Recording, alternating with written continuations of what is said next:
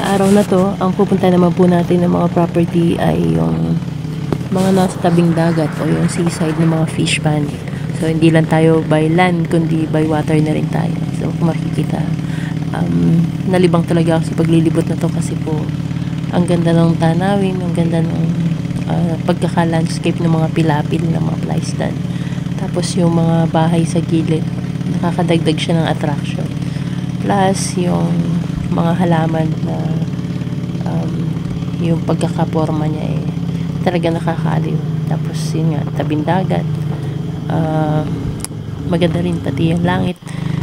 Kaya lang eto, nagpanyo ako kasi medyo hindi malikabok kundi nung nabanda na kami malapit sa tubig alat, yung mga tumatalsik na tubig nalalasan ko na maalat. Kaya naglagay ako ng panyo kasi po naaalatan ako habang nagsasalita o habang nakangiti. Natatalsikan ako ng tubig niya. Kaya maalat talaga. Nakakatawa na sa gitna ng marami yung washout. Siguro dahil nga naapektuhan sila ng mga pag-ulan, pagbagyo. So na-wash out yung mga pilapil at marami sa palaisda na to. Iniwan na lang na ganun na wash out siya. Hindi na siya nagagamit. Bali, ang ginawa na lang nila, nilagyan nila ng mga net yung bandang gitna. Tapos yung iba, ginawang taniman ng mga tahong talaba. So, masyado malawak. Ang lugar na to, mula sa Hermosa, Bataan, papunta kami ng Pampanga, sa may Masantol po. So, yun, medyo matagal yung biyahe. Nasa gitna kami ng dagat. Kabilaan, makikita nyo, wash out yung mga palaisdaan. Talagang tubig na lang yung nakikita. Pero ganun pa man, napapakinabangan pa rin ng mga nandito. Kasi nilalagyan nila ng baklad. O yung mga net. Meron silang nilalagay na net. Nakakatuwa lang sa lugar na to kasi kahit ganyan yung kapaligiran, malilibang ka talaga. Yung tatay ko nga nalibang siya, kasama ko siya kanina. Nakakatuwa kasi nagkaroon kaming banding ng father ko habang tinitingnan namin yung mga property dito sa may seaside na fish pond. Maganda kasi yung lugar po.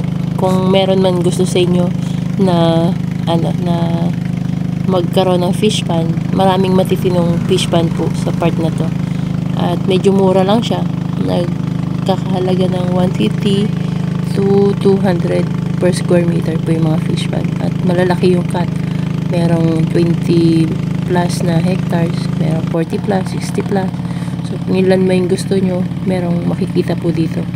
At yun nga, siguro yung pag-fish pond, lang talaga, kanya-kanyang hilig at kanya-kanyang diskarte at kanya-kanyang galing kung paano ito patatakbuhin. Pero marami pa rin yung yumaman sa fish pond. Marami din naman yung lumubog sa pagpapalaisdaan. So, siguro depende yan sa location, depende sa panahon, at depende rin sa budget na meron yung mga negosyante.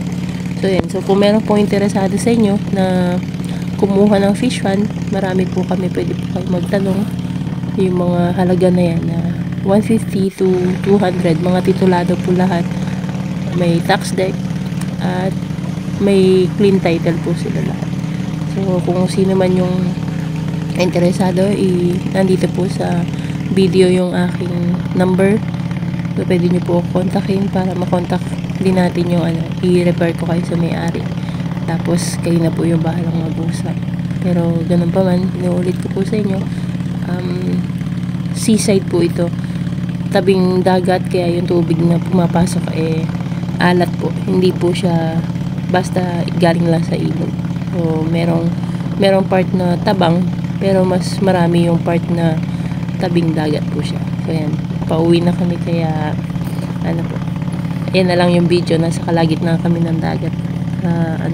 Pagitan ng Manila Bay at ng Bataan.